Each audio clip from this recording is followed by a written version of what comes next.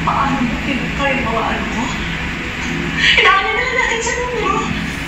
31. Ang saksak sa buong katawan ko. 51. Ang saksak na natamo ni Boy-Boy. 10. 10% lang ng laman ang nagdilihat sa leeg at ulo ni Gwen. 0 ang bilang ng taon, buwan, araw, minuto, oras, sandali na dapat kasama pa namin sila. Pero kinuha mo na. Hindi ang buhay ng mga anak mo ang kinuha mo.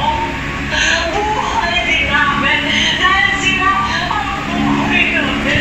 Naiintindihan mo ba yun? Nasaktan ka ba? Nasaktan ka ba?